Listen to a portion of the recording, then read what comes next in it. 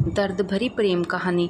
सभी की love life या लव स्टोरी में एक सुनहरा पल जरूर होता है जिसे भुला पाना मुश्किल हो जाता है। वैसे ही मेरी लव स्टोरी में उससे फर्स्ट मुलाकात हुई। पहली ही मुलाकात में उसने जो सवाल किए थे आज भी मेरे दिल में गूंजता है। मैं आपको दुनिया की सबसे ज़्यादा प्यार करने वाली लड़की हूँ। मैं आपको टूटकर 10 सालों से चाही हूँ। अब इतनी ईमानदारी की से बात सुनकर कोई भी लड़का अपना दिल दे बैठता। वैसे ही मेरे साथ हुआ। मैं उसे अपनी पत्नी की तरह मानने लगा। अब 10 दिन तक लगातार मुलाकात हुई जो कि मेरी लाइफ का सबसे खूबसूरत पल था। उतने ही दिन में लड़की इतना प्यार करने लगी थी, मैं बयान नहीं कर सकता हूँ। हर रोज़ अपना एक लव गिफ्ट तैयार रखता और उसे देता था जब छोड़ कर गई। अब इसे अपनी लव स्टोरी का अंत कहें या फिर कुछ और, आप ही बताइएगा।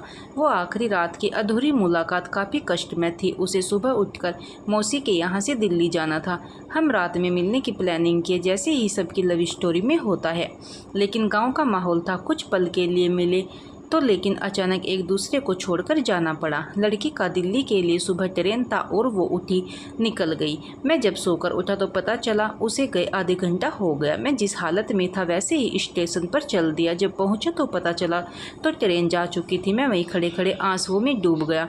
अब मुझे समझ में नहीं आ रहा था आखिर क्या करें और अब उससे कैसे मिलेंगे।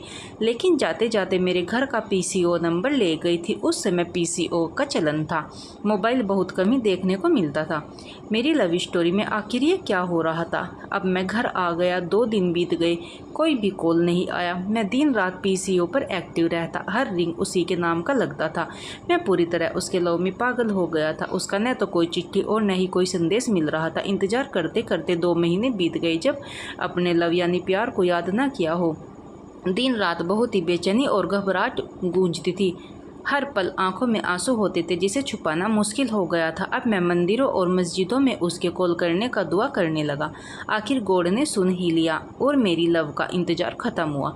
जब काफ़ी इंतज़ार के बाद आया, मैं मंदिर से विनती करके कुछ ही दूर घर पहुंचा। आखिर मेरे फ़ोन का रिंग बजा तो मैंने जल्दी में पहुंचकर रिसीव किया। उसने बोला, हेलो, मैं रूबी बोल रही हूँ, कैसे हो। मैं काफ़ी देर तक चुप रहा, मानो पूरा शरीर सुन हो गया हो। फिर लड़की ने कहा, जल्दी बोलो, मैं सहेली के घर से बात कर रही हूँ। फिर मैंने रूम बंद किया और रोते हुए बोला, love you Ruby, I love you. उसने इसके जवाब में पूछा, पढ़ाई कैसी चल रही है। मैं बोला, ठीक चल रही है। फिर उसने कहा, एक सच बताना था, मैं जानती हूँ आप बहुत तकलीफ़ में हो। लड़की ने रिप्लाई दिया, सॉरी, मैं आपसे प्यार नहीं की थी, वो बस एक मजाक था। प्लीज़ इंतज़ार मत करना, खुश रहो और अपना ख्याल रखना। इतना सुनकर मुझे विश्वास नहीं हो रहा था वो मेरी रूबी बोल रही है। जब मैं यह लिख रहा था तो पूरी तरह से फिर से हर्ट हो रहा हूँ।